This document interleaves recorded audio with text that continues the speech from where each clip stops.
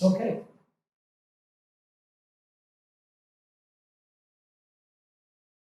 I want to set the context for this.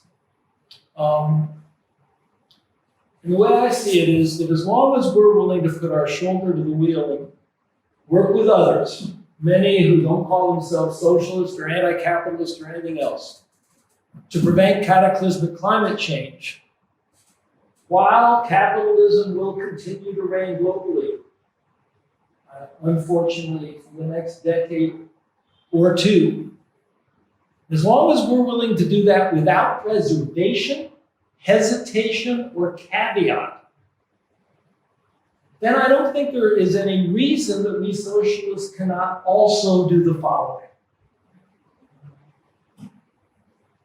We can explain all the disastrous ways in which capitalism leads to environmental destruction. We can explain how and why a well-designed eco-socialist economy can adequately protect the natural environment. And this last part, I think, is controversial in some circles. We'll talk about it toward the end. We can do all that while also raising living standards for everyone, every year forever, contrary to what some people in what are called the steady state and degrowth movements would have people believe. So that's what I'm going to try and talk about.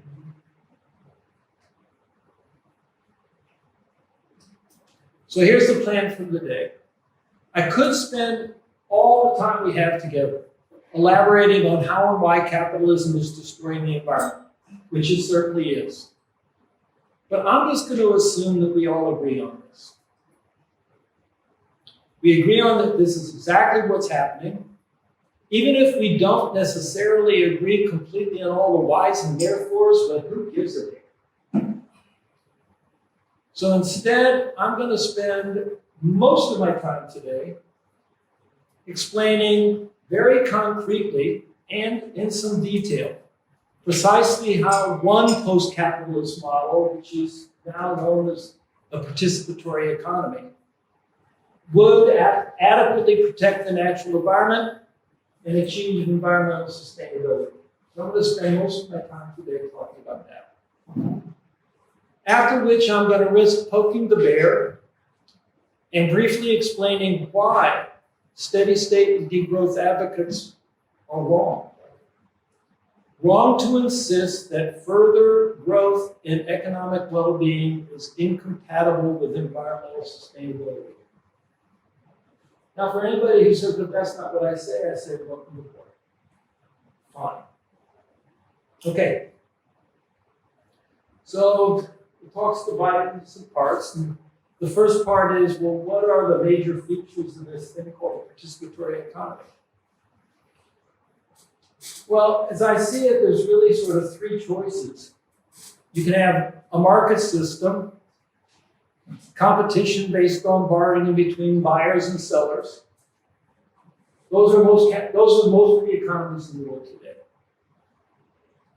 At one point in the 20th century, maybe as many as a third of the people on this planet lived in a very different kind of economic system.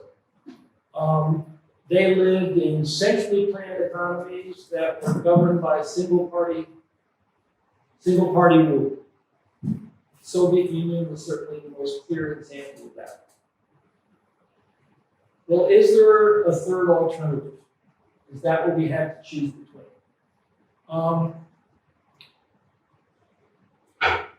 A system of democratic economic planning, where plans for the economy are democratically decided by workers and consumers. Now, of course, here is the disadvantage that anybody who is thinking, writing, and proposing has when talking about this. Is there any example that you can point to where that's been tried and it works out as wonderfully as you would have us believe? And the big answer to that is no. But it doesn't mean that there haven't been some examples of people trying to do some kinds running their economy along some sort of line similar to this third alternative. And the best example historically was what went on basically during the Spanish Civil War in the part of Spain that was largely governed by anarchist unions. So if you're looking for a real world example, the big answer is can't point to. I can't point to it. But there's at least the little hints of things. The problem there is that experiment was cut short. Franco won the war. Yeah, next slide. This is just a slide to give you some idea of the moving parts in the participatory economy. The basic institutions are worker self-managed councils, neighborhood consumer councils. For some purposes, we federate the worker councils and we federate the neighborhoods and their councils.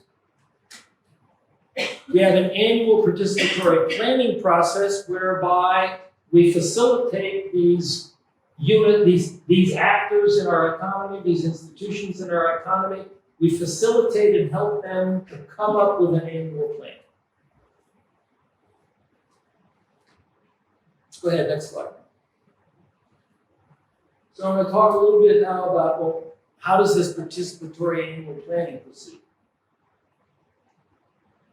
In some ways, this is a concrete alternative to markets, or you can call it central planning, you can call it authoritarian planning, you can call it top-down planning. So this is an alternative to the kind of planning we don't want in markets. So step one would be that an institution that we can talk about later, that has a very bad name, by the way, the Iteration Facilitation Board.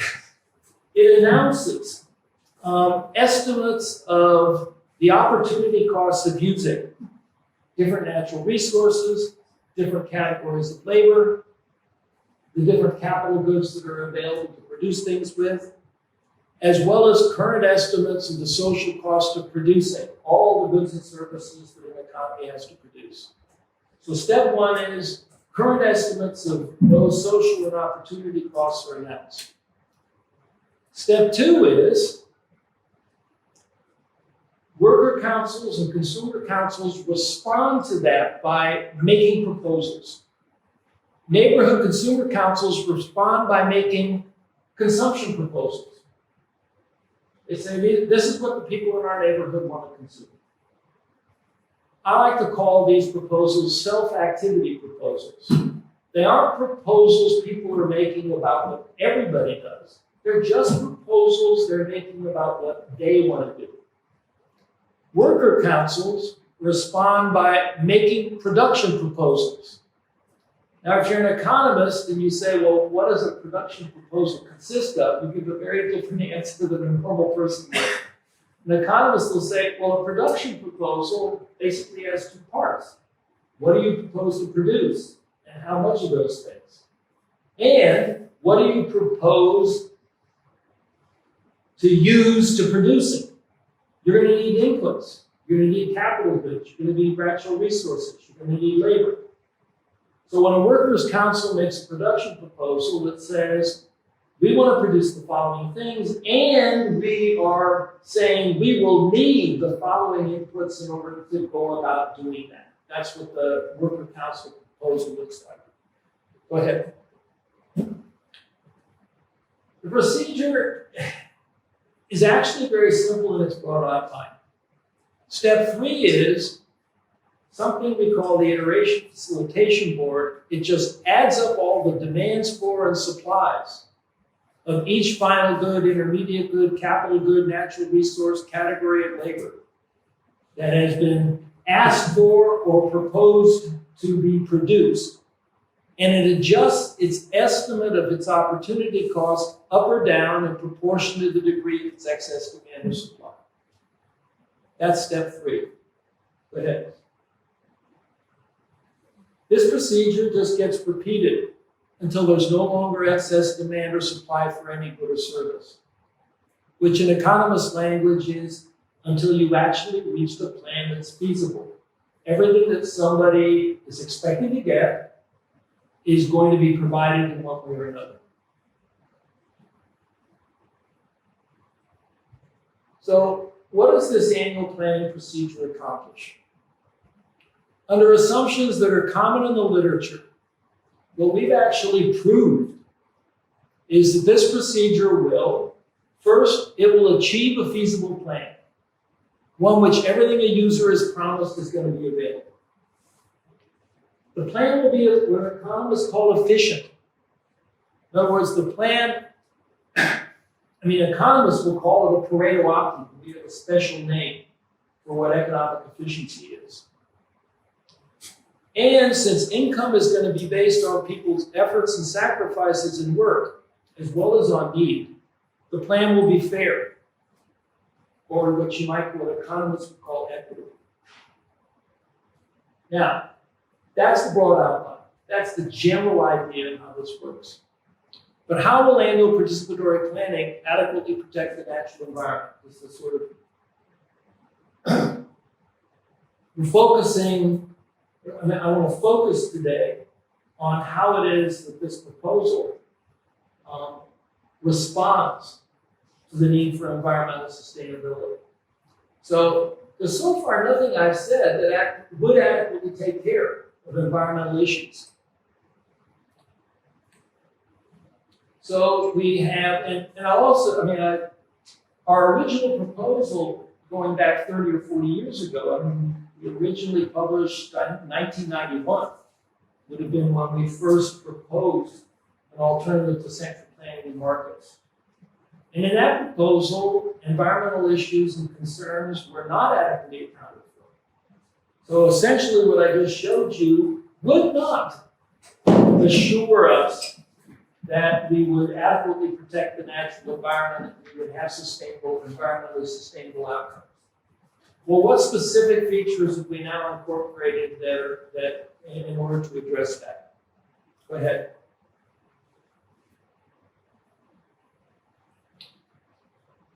The economist's name for what we've incorporated into our annual planning procedure is a pollution demand reviewing mechanism. But this is what it amounts to. First, we have to add pollutants to our list of produced goods. Well, of course, they're produced bads, but they are one of the outputs that comes out of worker councils and production. We not only produce good things we want, we also produce pollutants. So we have to add pollutants to our list of produced goods, in this case bads, and in each iteration of the planning procedure, the Iteration Facilitation Board must quote the current estimate of the damage caused by releasing an additional unit of each pollutant, along with all those other current estimates of other opportunities and social costs.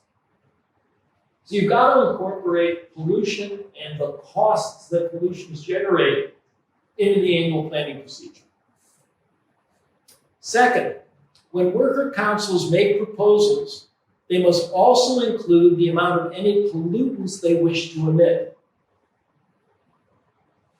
And the damages from emissions will then be calculated by multiplying the number of units of a pollutant the worker council proposes to emit times the current estimate of that damage. Those damages are going to be added to the cost of using the inputs that the enterprise requests when calculating the overall cost to society of the enterprise's proposal. So that's how we're going to incorporate all those environmental damage costs that producers do create in reality, along with the costs of using scarce natural resources, along with the costs of using labor that nobody wants to perform because it's not quite as nice as leisure. So we're adding the damage caused by pollutants to the cost of whatever a worker council's proposal is. Go ahead, next slide. Third, The third thing we have to create is something we call the communities of affected parties, or CAPs. What is a community of affected parties comprised? All who are damaged by the emission of a particular pollutant. For example, there would be a community of affected parties for volatile organic compounds and nitrous oxide emissions that cause smog in the Los Angeles area. So everybody that is in the Los Angeles area and is damaged by that smog, well, they would be part of a particular community of affected parties. And this is really important. So far, the actors in our annual planning procedure have been worker councils, neighborhood consumer councils, federations for public goods and things like that, I haven't talked about it. It's sort of a separate issue. Don't need to go into it. But now we have added a major new player or participant who participates in every round of the proposals. We've added these communities of affected parties who participate in each round of the planning procedure. Then let's see how it works. So the worker councils propose how much of a pollutant they want to emit, knowing they're going to be charged for those emissions an amount equal to the current estimate of the damages per unit times the number of units they propose to emit. The communities of affected parties propose how many units of a pollutant they're willing to allow to be released. So the victims of smog in Los Angeles are going to have to say, well, how much of this do we want to put up with? Presumably taking into account that the members of that cap are going to be compensated by an amount equal to the current estimate of the damage. Now, this might seem a little strange. So you are going to empower the victims of pollution to say how much they're willing to put up with. Why won't their answer be zero? Well, this is where economists and environmental economists sometimes think about things differently than many environmental activists. Economists don't think that zero pollution is the right answer. Zero pollution, you can't produce anything. On the other hand, so from an economist's point of view, the problem is when the damage caused by pollution is far in excess of the benefits of the production that pollution allows to take place.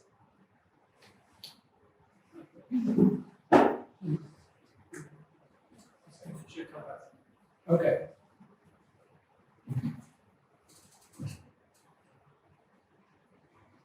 But in effect, what we're saying is we're going to. What if the members of some?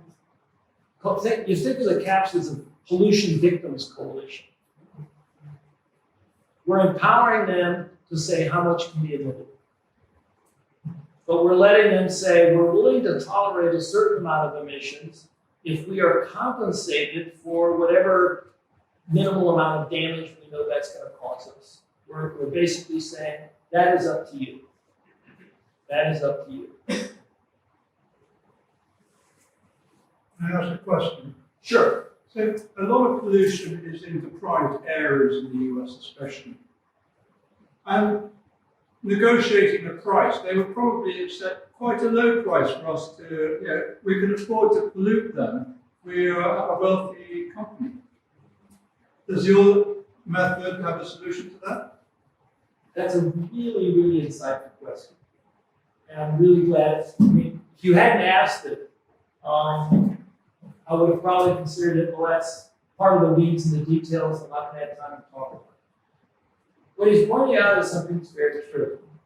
If you put poor communities in this position, they're probably going to say, well, we have such a great need for the extra income that will allow you to emit more of your pollution here. And a wealthier area, a wealthier neighborhood is going to say, No. We don't need the extra income, and therefore we're not going to allow. We are very careful to say, we do not recommend this procedure in egalitarian economies. Because you were exactly right. If you implemented this procedure in an economy where there are any serious income inequality, then the result would be exactly the result that you pointed out, which we don't find desirable, we not recommend, we not condone. However, this economy is extremely egalitarian for a whole bunch of other features and different reasons. The only differences in people's income in this economy is going to be any differences in sort of the efforts that somebody might make when they work compared to somebody else, or any differences in some people made more sacrifice when they were working with somebody else, and their coworkers agreed to all that and decided that deserves to be compensated. So if you ask, well, what kind of income differential would you expect under those rules? You're not going to have one person whose income is 5,000 or 500 or even 50 or probably even, you're not even going to have an income differential of 5 to 1. But it's only in those circumstances that, that we would recommend this procedure, because otherwise exactly the problem you pointed out would surely happen that would be grossly unfair. It's not just the money, it's also the knowledge. The people that want to make money with a big company understand the complexity of a third runway or a sewage plant, and the developers in a new building, they have a very complex set of criteria, and they have PR departments that can present the information in a misleading way to get people to sign up. It's very complex, and the people, it's their job to do this. Local residents might not have the time or the expertise to address this. So it's not just about not being wealthy in cash dollars, it's not being particularly wealthy in the expertise. Okay. First of all, we're not going to have these wealthy companies that are going to have this extra ability to manipulate information. But you're absolutely right that this procedure assumes that people actually have a pretty good sense of how much they're going to be damaged by pollutants, by particular pollutants. And we are very careful to say there are some pollutants that is probably a reasonable thing. But there are some that are not. And we've said very clearly, this procedure works well when we have egalitarian income distribution and when the adverse effects are relatively well known. The adverse effects of exposure to a particular pollutant are relatively well known and available. And if either of those conditions is missing, this procedure is not going to function particularly well. Yeah, are we back? Okay. Do you want to ask a question or just remind me that we're back? No, I have a question. Sure, go for it. So I appreciate the idea of caps. I think that's really interesting, especially in this model. But in terms of how long it takes to measure the effects of pollutants on health, it seems like there would have to be some sort of monitoring or continuous monitoring process of the health effects in order for communities affected by these pollutants to make an accurate monetary bid or proposal in relation to the pollutants that they're experiencing. And I guess, while this isn't an environmental example, the ones I'm thinking of from a worker's perspective, it took decades before we realized what asbestos did to people. It's only now coming out what silicosis is, so how does this model account for that lag time of pollutant with health effects that then communities are experiencing? If we want to get the right answer to the question, how much should we tolerate of a particular pollutant, that requires having accurate information about the damage. So yeah, if you want this to work well, then it would have to be combined with, would have to be combined with research that is continually updating, the medical consequences of exposures. And as that medical research, you would want to put more resources into that research. You'd want to put more resources into disseminating that information, to people so that they don't make a mistake that would be contrary to their interests for lack of knowledge. And I mean, asbestos is a wonderful example of it was having a terrible effect, and we didn't know it for a long time. But in this model, who funds that research?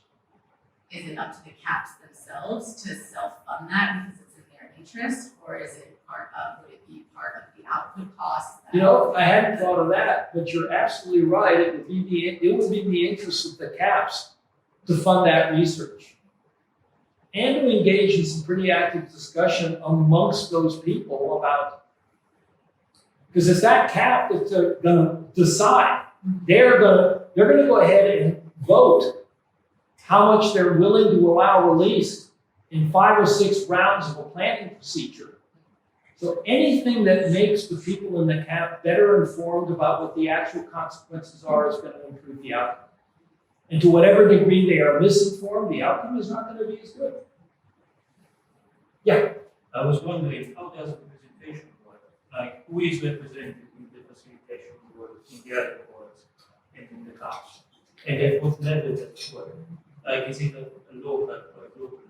Because we know for instance, if you have, for instance, greenhouse gases, and then, like, obviously those pollutants, if they're considered as such, they have a global effect. So we've had, like, a global community of affected parties, and how to make it work globally. You're absolutely right. When you get into the weeds on the CAPs, the real interesting questions become, well, where does a CAP start? Where does a CAP be, who does it include and who does it not include?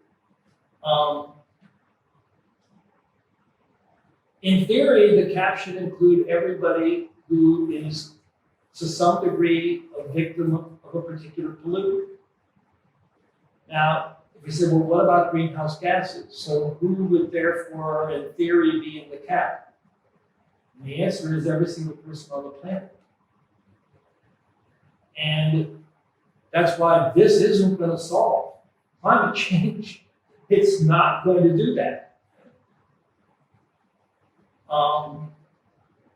On the other hand, for things like smog in Los Angeles, for things like water pollution, there are a lot of pollutants that this would presumably work fairly well for. There are others for which it would not.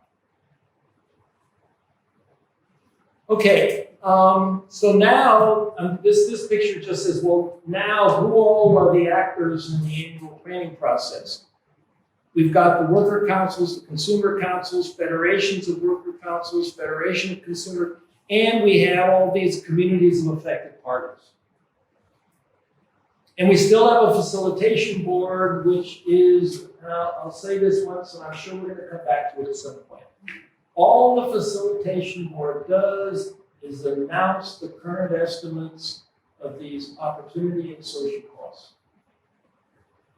The Iteration Facilitation Board makes no proposals, doesn't propose what anybody should do. And I mean, in theory, you don't even have to have any personnel at the Iteration Facilitation Board. We're going to talk about some simulation experiments in the planning procedure to explore practicality at some point here, a little farther down the road. And we don't have any people in the Iteration Facilitation Board.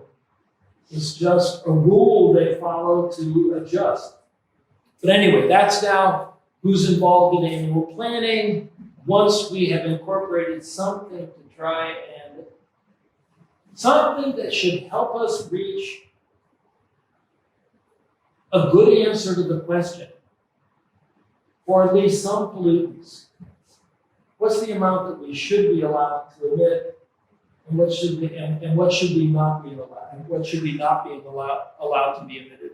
Okay, next slide.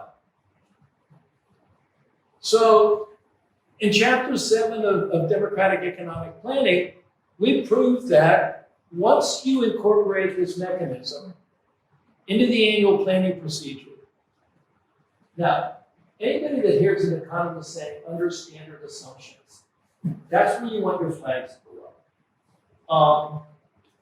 Because there are a lot of standard assumptions that economists make when they deduce things and tell you this is how it works. And of course, no standard assumption is ever. Every standard assumption anybody has ever assumed has been violated to some degree at some point in the real world. On the other hand, all I'm trying to tell you here is that we don't make any assumptions that aren't totally standard in the literature.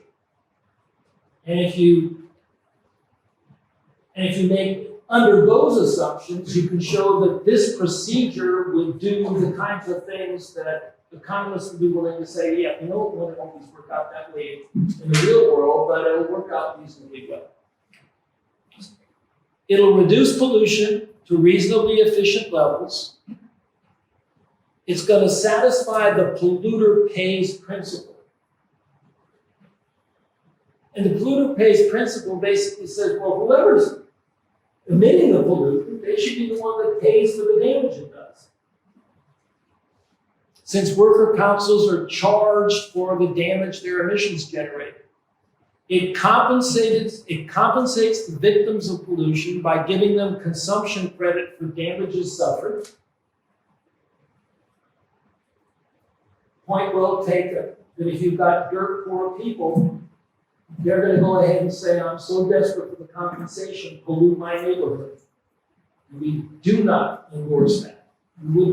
That's why we don't propose this pollution demand revealing mechanism to be used in a highly egalitarian society. And most importantly, at least as far as I'm concerned, it induces the victims of pollution to truthfully reveal how much they're damaged. That's why it's important that they actually know. That's why all the information that people need to know that is going to be an important part of what you need to provide.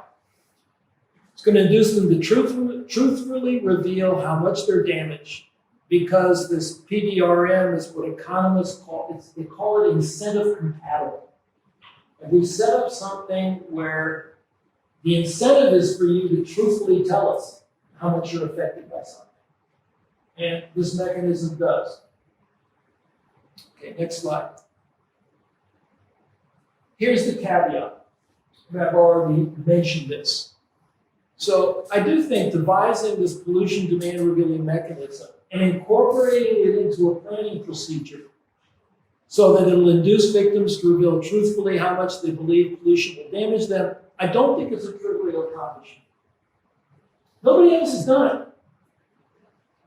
However, this mechanism is useful only for pollutants whose effects are relatively well understood by victims, and most importantly for pollutants which do not primarily affect future generations who cannot be present during the annual planning procedure. Obviously, there are many pollutants which do not fit this description, most noticeably greenhouse gas emissions. But I'm going to come back to this now. We're going to move on to this. We've now also proposed how to create and revise long-run environmental plans to address pollutants such as greenhouse gas emissions, which are going to affect many, many generations into the future, who can't be present when plans are drawn up and agreed to. Okay, next slide. So we're going to look at long-run environmental planning here for a minute. So in chapter 14 of the most recent book, we have a concrete proposal for how to organize long-run environmental planning. And now I'm going to say, this is what I'm claiming it will accomplish. It's going to induce participants alive today to behave as honest brokers for future generations through something we call a generational equity constraint. This is a big problem. Think about it. There are all sorts of pollutants that are going to have huge effects on generations that are still unborn. How can you come up with a plan a decision about how much of those to release and have everybody who's going to be affected be part of making the decision. Because a lot of the people who are going to be affected can't be in the meeting, can't be involved in making the decision.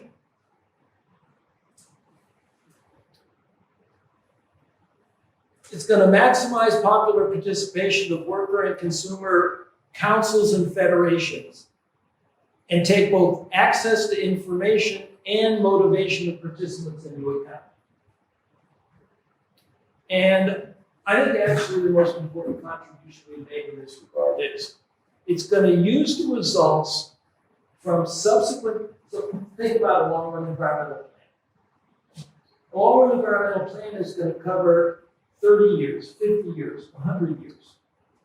So the first problem is all sorts of generations who are going to be affected by that plan can't be part of drawing up the plan.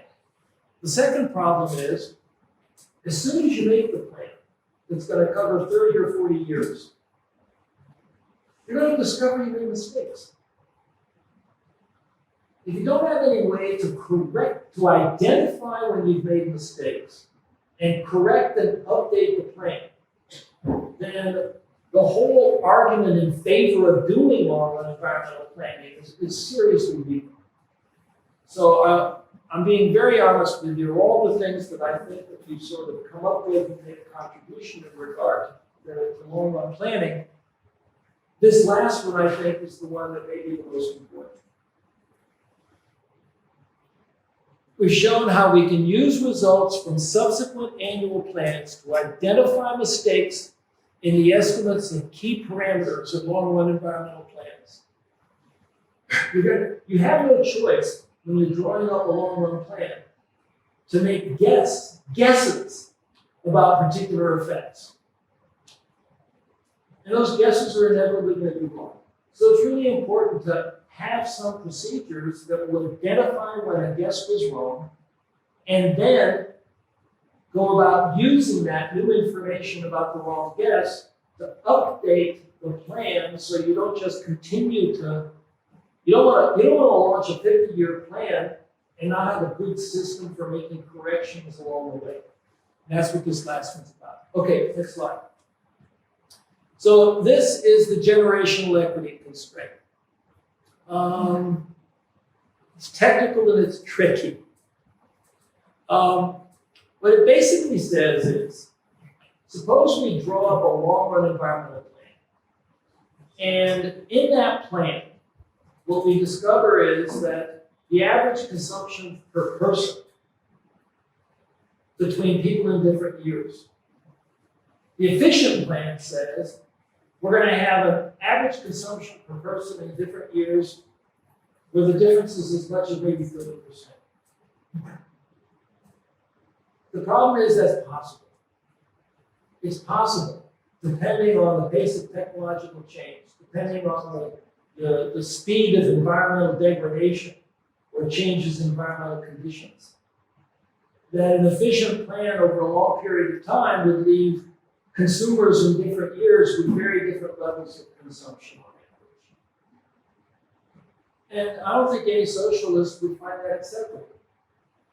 And we want to be sure we don't propose something that says that's what we're going to end up with. So what the generational equity constraint basically says is,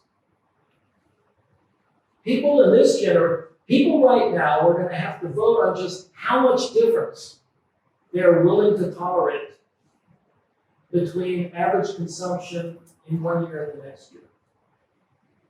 But whatever you vote for, so think of it as, well, the present generation might want to protect itself. Suppose investment is very productive.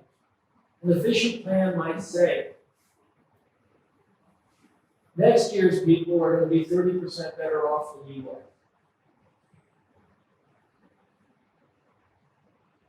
This year's generation would say, well, we don't approve of that.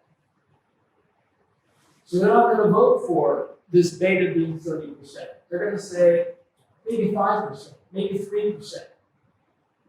But as soon as they do that, what this constraint does is part B of the constraint also protects the future generation from being the ones that the efficient plan would disadvantage in a way that we just simply think it's too unfair.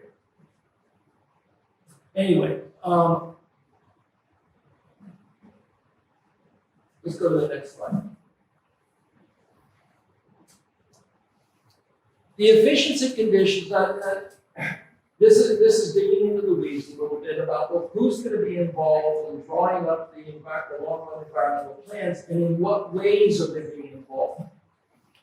Well, the efficiency conditions for environmental planning are that the increase in well-being from the last dollar spent on consumption every year be equal to the sum total future increases in production from that last dollar spent on environmental enhancement, protection, investment, whatever you want to call it, times the future increase in the well-being from the last dollar spent on consumption, plus whatever the direct future increases in well-being from the last dollar spent on environmental enhancement protection are. That's economist talk. I understand that. It's not rocket science either, and it's right. It's actually what the efficiency condition is for some sort of environmental plan. Now, you can solve these efficiency conditions if you have a whole bunch of information. And here's the information you need to have. You need to know what environmentalists call the existence and use value of benefits people will get on changes in the national environment in the future. So if we have national parks, does this benefit people? Do people get use value out of that? Now there's something else that environmental economists call existence value. So there's an Arctic wildlife refuge up in the far northern part of Alaska. I am never going to go there, but it's important to me that it exists. The fact that I know that it exists, I actually put value on. So you're going to somehow have to estimate what the use values and existence values of different parts of the natural environment are. You're going to have to estimate how much increases or decreases in environmental assets will increase or decrease future production. We use the environment to produce things. So you're going to have to estimate how much would production be either increased by enhancing the natural environment or decreased if we allow the natural environment to deteriorate in some way. How much will increases or decreases in future production benefit or decreases harm future consumers? So you're going to have to make estimates about increases and decreases in consumption in the future. How much is that going to benefit or harm consumers in the future? And you're going to have to estimate how much it's going to cost to enhance or protect the natural environment. What does it actually cost to protect or enhance the natural environment? Those are all the things that you're going to have. You need to know the answers to those questions before you can even sit down and calculate, well, what would an efficient environmental long-term plan look like? Go ahead. So the key question, one key question when you're drawing up, proposing how are we going to create these plans is, who the hell is going to be put in charge of estimating these important effects? And what we've proposed is, we think the National Federation of Consumer Councils is the best situated to estimate both the existence and use value people will place on changes in the national environment. That is the first one. So that's a whole new role for the National Federation of Consumer Councils. They have to try and figure out from, their members, how much do you care about this stuff? We also think the National Federation of Consumer Councils is best suited to estimating future benefits from more consumption. Presumably we have some idea right now how much we benefit from more consumption now. But that doesn't mean that people in the future will benefit to the same extent from more or less consumption. Particularly if they are better off, a little more consumption for them might not be as important. We think the industry federations of worker councils are the best judges of how much changes in natural capital if we have changes in fertility of soil or the availability of fertile land or forests or whatever, how much is that going to affect our ability to produce in the future? We think that the worker federations are probably the best ones to be put in charge of estimating that. And then we think that the Ministry for the Environment probably knows best what it's going to cost to protect or enhance the environment. Now, next slide.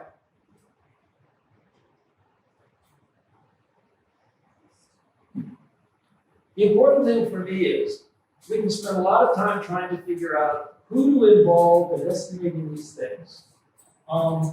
We can try and make it as sort of participatory and incentive compatible as possible. All of that's really important because the better job you do of that, the better the plan you come up with. The initial plan you come up with is likely to be, but it's going to have mistakes in it.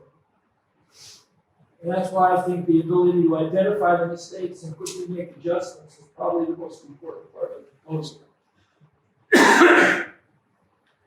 But now that you've got the plan, now that you've got this plan, what are the steps you take? So a planning agency can take these estimates and come up with a plan.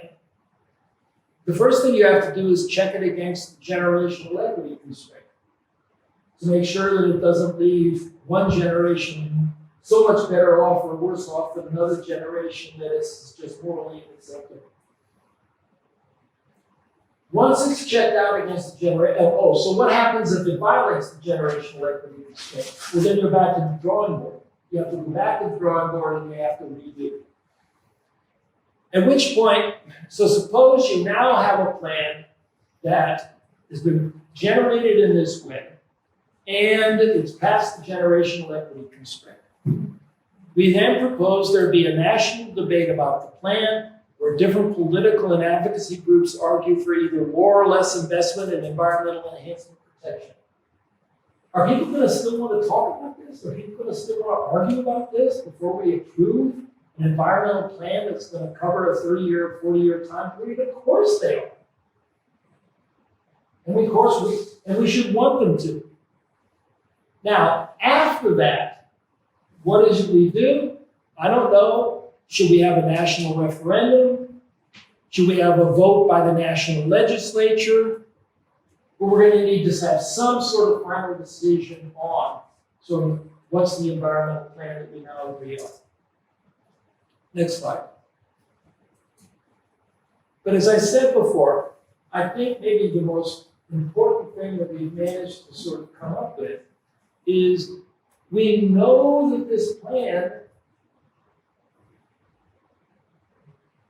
because there's so much guessing going on about things that you can't know for certain until they happen, whatever plan you draw up for this long time period is going to have mistakes in it.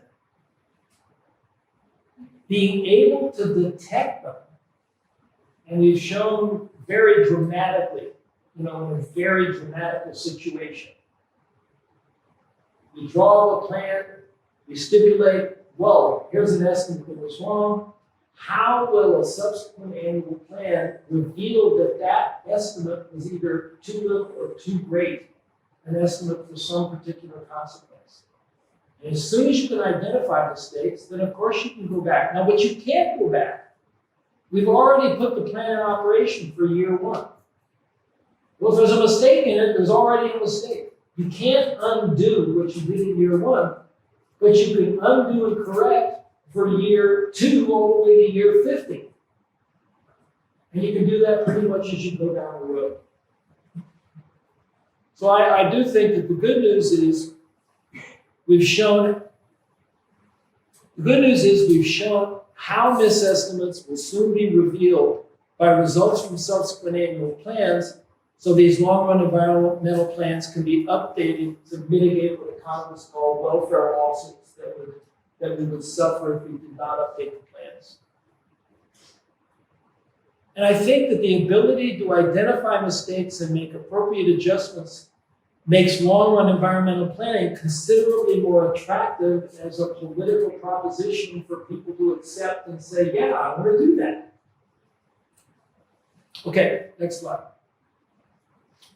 Now I'm going to start a fight. Hopefully not. Okay, I'm going to make two admittedly controversial claims.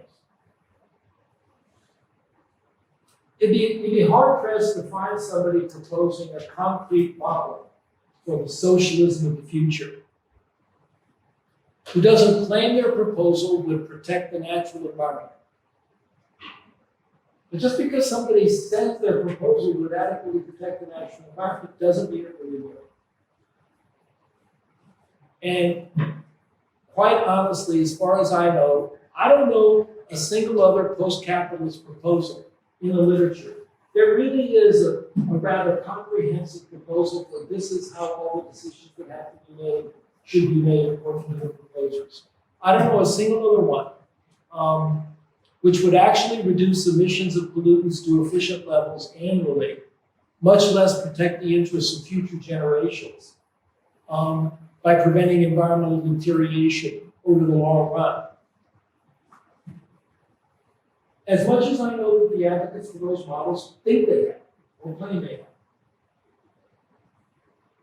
And anybody interested in that should look at the appendix in Democratic Economic Planning, where I evaluate what I think are the pros and cons of other people's proposals, 5 in particular.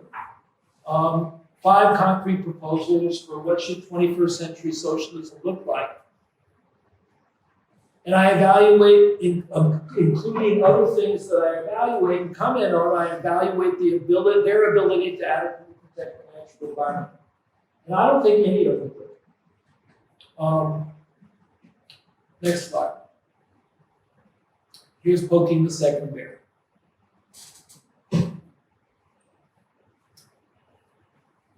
Here's what I argue.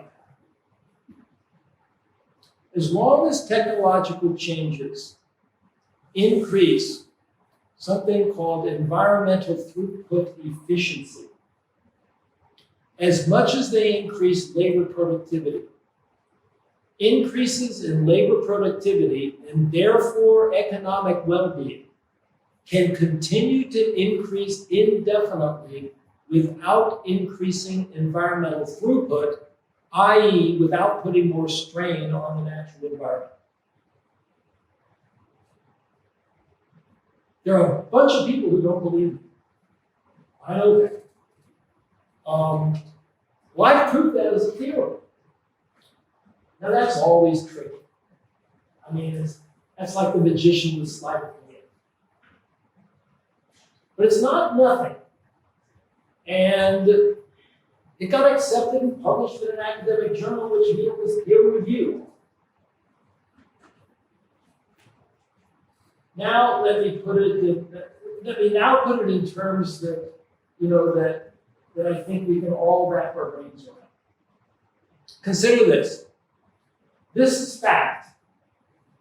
During the past 2 years in the US, people have driven more total miles. They've driven in cars, buses, trucks, more total miles in the last 2 years. Each year, we've driven more total miles than the year before. This has gone on for the past 2 years. Yet carbon emissions from autos, trucks as well, have fallen. So we're driving more miles, and yet carbon emissions from cars that we're driving is going down. Why? There's a really simple answer. We have replaced enough gas-burning vehicles with electric vehicles to turn the tide on auto emissions, while also enjoying more rider miles. Now, do I really think that we should plan our future transportation as just an infinite increase in driving around in cars? No, I don't think that's the best idea in the world either, but that's not the point. The point is, if we just think, well, Is it possible to increase economic well-being? In this case, I'm stipulating being able to drive more miles is better, is more economic well-being. Is it possible to increase economic well-being while also protecting the environment, in this case, reducing greenhouse gas emissions from autos? It's not only possible in theory, that's what I proved. Here's an example of where it actually just happened. But that's not the same as saying that I happen not to think that relying on private automobiles with one person in them driving people around is the best way to solve transportation problems. But the whole idea that it's impossible for economic well-being to continue to grow and still at the same time reduce environmental throughput is what environmental economists call it. The whole idea that this is somehow impossible is just wrong. It's wrong theoretically, and we can find examples where it clearly in the real world has demonstrated itself to be wrong.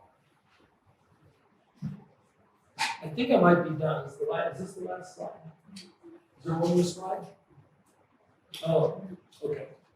No. And I think I'm going to hold off on your question because I think I may be about to address a question that would naturally arise, and I'm now going to address. What about resources which are non-renewable? So we have some natural resources which are renewable. Forests, for example.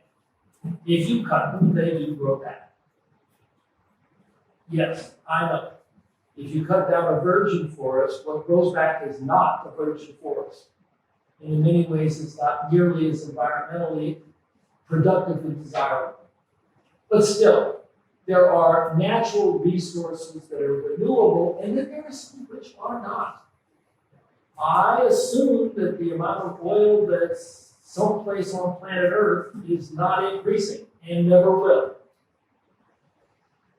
And the amount of some mineral that is on Earth. Now you always have to think about, well, we might find some more. Yeah, but just jump all the way to the end.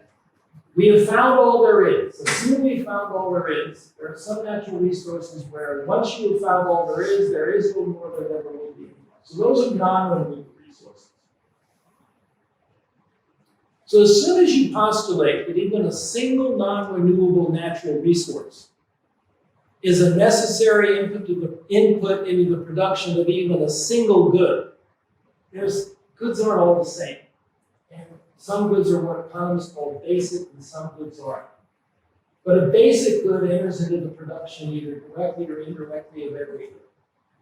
So if there is a single natural resource that is non-reproducible, and it enters into the production of a single basic good, there is no production plan which is sustainable forever, much less a production plan where economic well-being continues to increase indefinitely.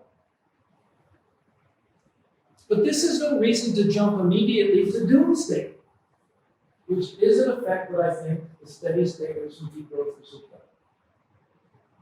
Oh, I create a situation where there's no possible outcome. I mean, the truth of the matter is if you even have a single non-renewable natural resource of this kind, it's not just, you can't even continue to produce what you produced last year, steady state. You can't even produce less every year, forever and ever. So it's even more dire. I mean, the situation is actually even more dire than the one they paint. But this is no reason to jump to this doomsday. It simply means we need to understand that an environmentally sustainable strategy has always been to play a successful game of what I call kicking the can down the road.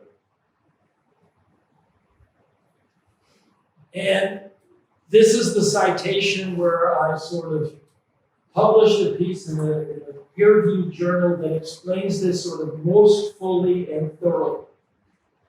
But let's just see a little bit of what it really means. So, okay, you're telling me that there is a more or less infinitely sustainable strategy for increasing economic well-being for people, and at the same time, we never reach an environmental doomsday of any kind. Yes, that is exactly what I'm telling you. Go ahead.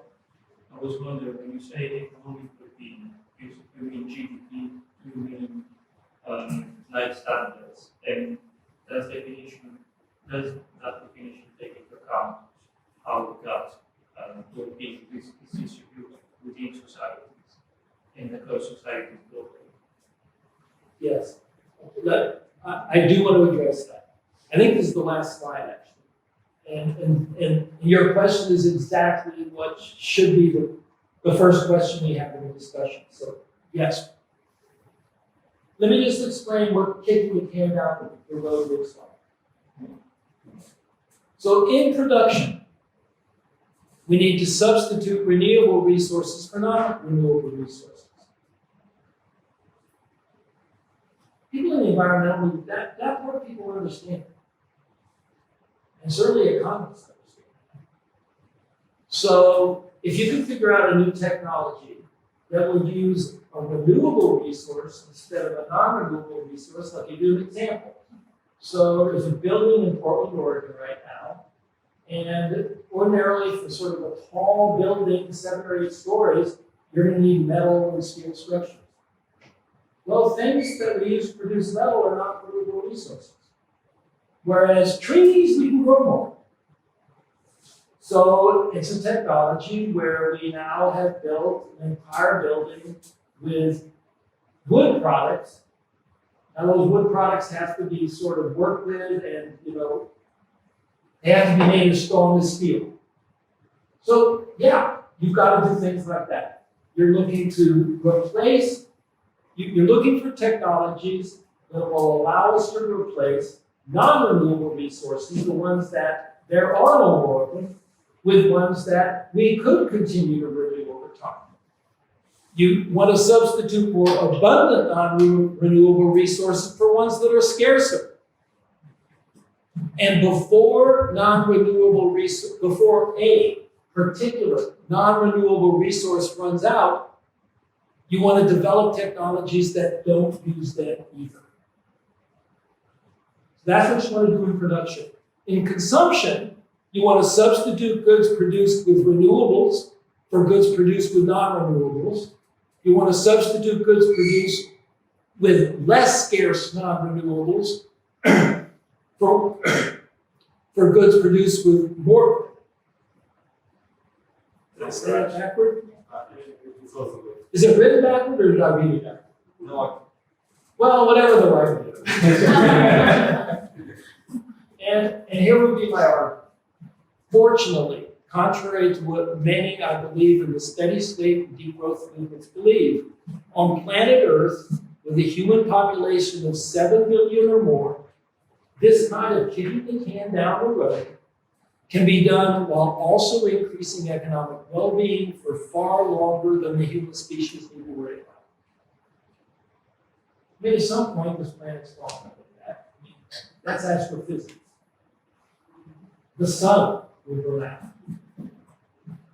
Nothing is sustainable for that kind of forever. Look, that's not what we're talking about. That's not what we're dealing with. Okay, I'm done.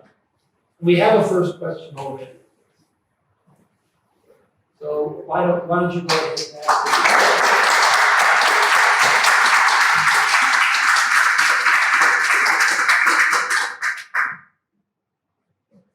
Go ahead. Yes. No, I was thinking like, in totally convinced that we can, there are like physical limits to the planet's resources. But if I'm getting this right, you're saying that it is possible to continue using resources effectively, and that we don't need to worry about that in our time frame. maybe just missing something. Like, The first thing I want to deal with is it a theoretical impossibility to increase human well-being, human economic well-being? I mean, there's a lot that goes into well-being, but roughly speaking, loosely speaking, economic well-being. Is it even possible in theory that we would continue to increase that over time? Indefinitely, not talking about after the sun has burned out, not that indefinitely. Or is there something about the state of the natural environment on planet Earth that makes that an impossibility? So my principal concern is to refute the conclusion that we should give up hope. That anybody that wants to increase, economic well-being for humans is bound to destroy the natural environment in ways that would prevent that from continuing to be possible. I mean, that's my principle.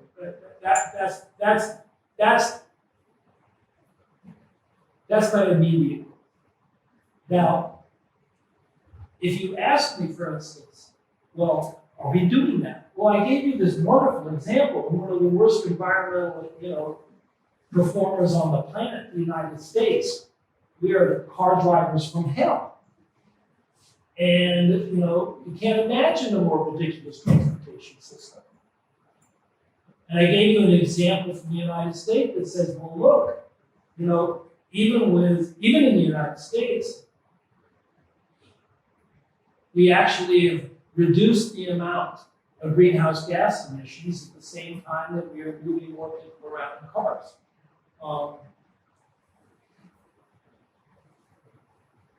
It's not going to be easy. And there's a starting constraint right here.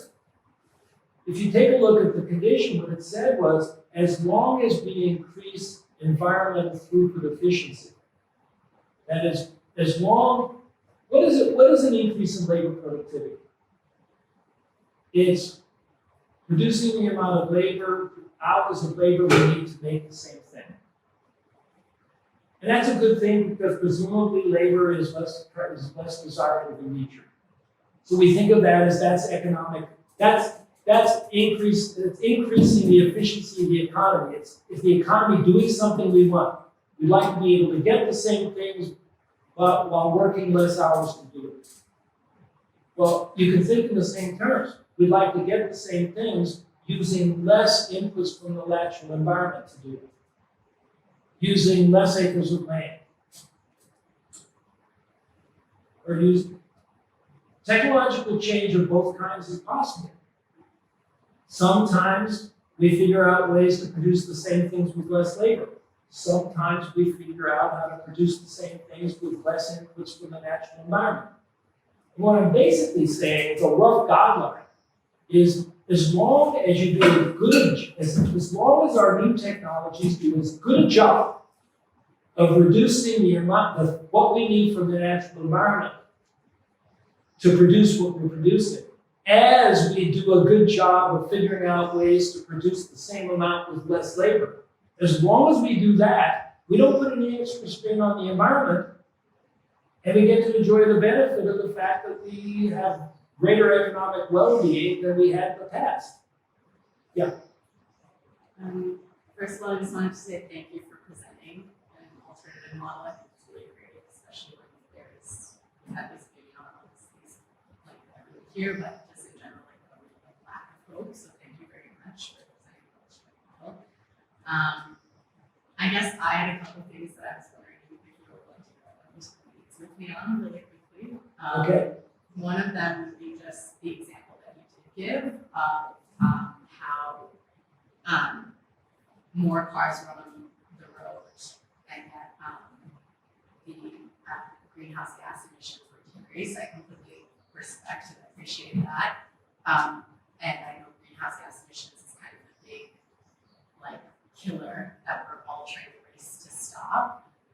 there's also, if there are more cars on the road, that is more sound pollution, more habitat destruction, more light pollution. So I guess it's just like, there are many, I don't know if then just finding an alternate technology that allows us to keep living in the same system that we are living in now, and even slightly better. Yeah, I don't know if we've solved for that necessarily with that example. I think it's a great example, but I think there are other facets of what being environmentally sustainable in that example require. So I'd be really interested to see how that's accounted for, and I think that's completely possible. And then the other one that just stuck out to me was, like, let's say we get to an egalitarian, what if we get to an egalitarian society tomorrow, we're using a participatory economy, what are the time constraints? So how long will these negotiating periods go about? Because in the race to save the environment, we might not have years or even months or things like that to go back and forth in this really egalitarian bargaining way amongst these groups. And I think politically we've seen that already happen, where it's taken too long to get to certain agreement caps, to get the necessary types of caps, environmental agreements that we need to push across. So would your model have something that allows for, like, okay, this goes back and forth 5 times and then we decide, or this goes back and forth at least the first several years for 2 months, because we don't have time to allot for longer than that? Okay, so you asked 2 questions, and I'll do the first one and then the second.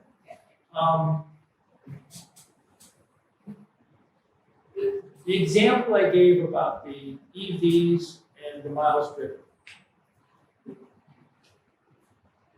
10 years ago, I thought the only way that we are going to reduce greenhouse gas emissions, particularly from the transportation sector, is we're going to have to stop being the car-driving maniacs from hell. And my vision was we were either going to just blow it, or we were going to end up having to change American culture in some huge major ways. That we were going to have to learn to live in communities where we didn't have to move around as much. That zoning was going to have to we were going to have people living closer where they're working, where they're shopping, where they're entertaining, that all that goes on. You know, you can walk to it, you can bike to it, the park is close, rather than as soon as you walk out your door, you jump in your car and you drive 50 or 60 miles.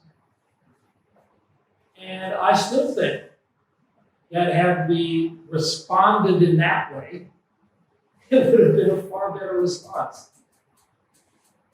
On the other hand, that's an awful lot of change in societies and cultures and everything else. And it didn't happen. I'm happy the EVs are coming. And I will be very surprised if we have pretty much anything that's not an EV driving around in the United States 7 years from now.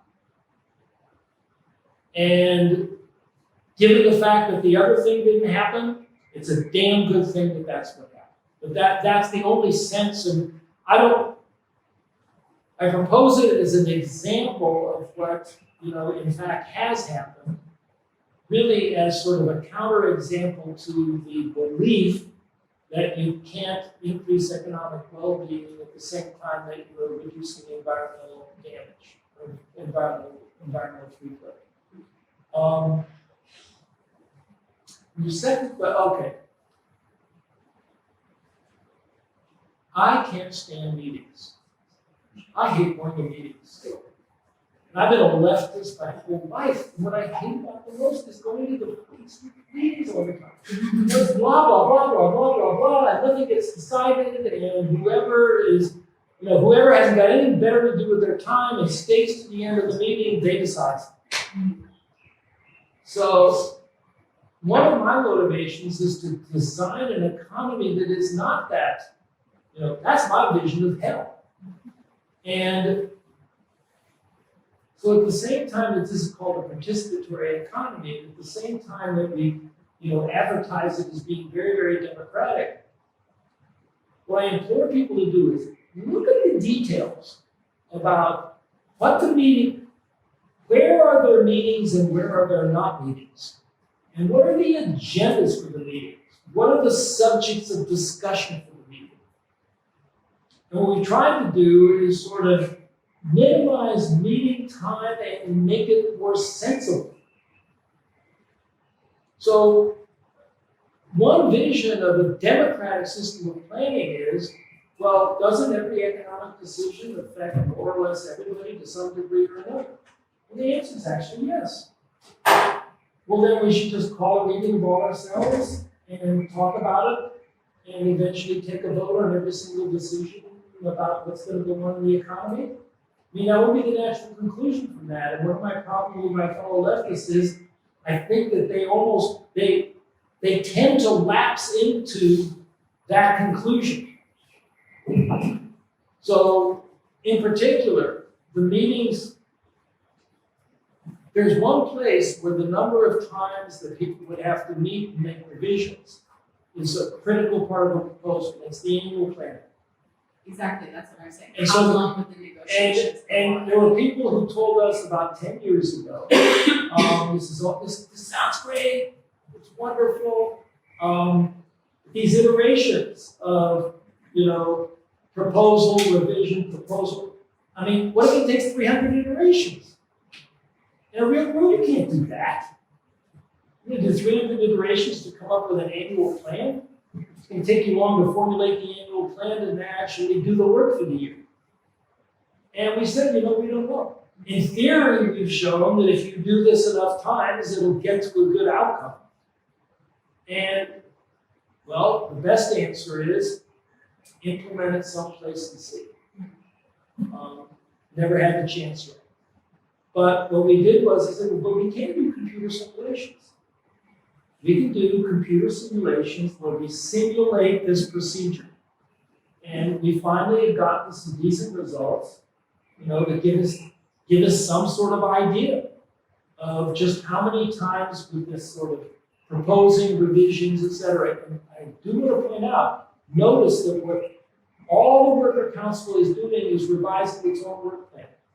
We're not talking about everybody talking about what everybody, what they think, but not only themselves, but what they think everybody else should do. And we finally published the results, and what we discovered was it looks to us, and we did this for an economy the size of Sweden. And it looks to us like the best bet is that it would take someplace between 5. It never took more than 9 iterations. And it looks like almost all the time it would take something more like 5. That's something that worker councils and consumer councils can easily do in the month of December. On December 1st, you start the first round, and then every 5 or 6 days you have to sort of, by the end of December, we've reached the feasible plan, and it's ready to go on January 1st. Now on January 1st, it looks great on January 1st. By January 3rd, is something already changed and you're going to have to make adjustments? That's a whole different ball of wax, as they say. But just in terms, people challenged us. They said, we like the idea, but how could you assure us that this procedure would be practically possible in the sense that it just wouldn't take too many rounds? And we went ahead. It took us a long time to do the research and get the funding to do the research to do that. Did you simulate it with the current, dates that we have in terms of, when we've reached, we can't go back and see the environment or say the climate? Because we do have those kind of predictions. I guess that's what I was trying to ask, is you're talking about the environment here, I'm wondering if you did those simulations. And then what the iteration. We can't claim we've done that. Yeah. Yeah, we've got time for one more question, I think.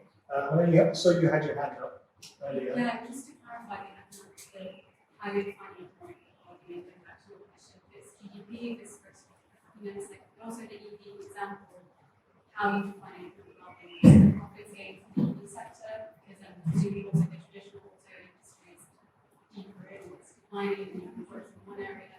So how are you defining the well-being in that sense, and also well-being for whom in that sense as well? Certainly the well-being for whom is relatively easy. That you can have a average GDP is just the average. And you can have a fairly high average, and if 99% of it is only, is the income of one person, everybody else is starving. So there is obviously an income and wealth distribution issue that is different from what is the average level of income or wealth. And one of the things that I think one of the characteristics of our economic proposal is that it would be, I don't think there's a single other model out there that is as egalitarian as ours would turn out to be, with the possible exception of the Cockshot control law. So we are talking about proposals where huge differences in income and wealth for different people. That's not going to happen. That's not part of what's going to happen. Now, then the question is, well, GDP, gross domestic product. There's tons of criticisms of GDP as it is measured in terms of what it mismeasures, what it leaves out. And they're all right. And sometimes, and there's also a growth industry out there with alternative measures. Coming up with an alternative measure and people going and collecting the information you would need to collect to come up with an alternative, better measure of what we can call economic well-being per person. So I'm fully aware that standard measures are grossly inadequate and misleading. I'm also totally in support of the literature that says it's not that difficult to come up with tremendous improvements. A.K. Sen is probably the most famous person, the most famous economist. He's a Nobel Prize winner in economics, and he had enough clout to convince the United Nations that they should start doing things like that. And now the United Nations now publishes for countries not only the estimates of GDP per capita, but the estimates of economic well-being per person for those countries, done with a different methodology, which really is an improvement. And you'd be rather surprised at the rankings of countries in terms of where they come out, depending on which of those measures you use. But that's not really the issue that's at stake with steady state and degrowth people. They're talking about GDP as if it was measured in physical units. And it's not. I mean, GDP is measured in dollars. Environmental throughput is measured in acres of fertile land.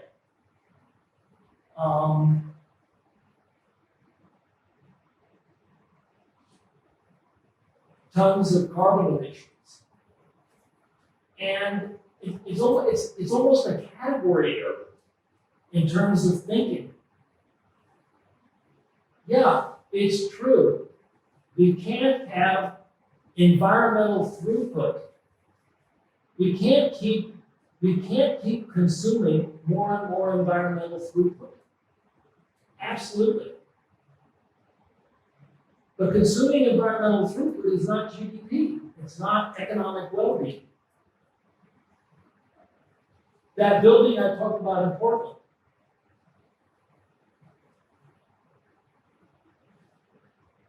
That's consuming more nice living space, but less inputs from the natural environment.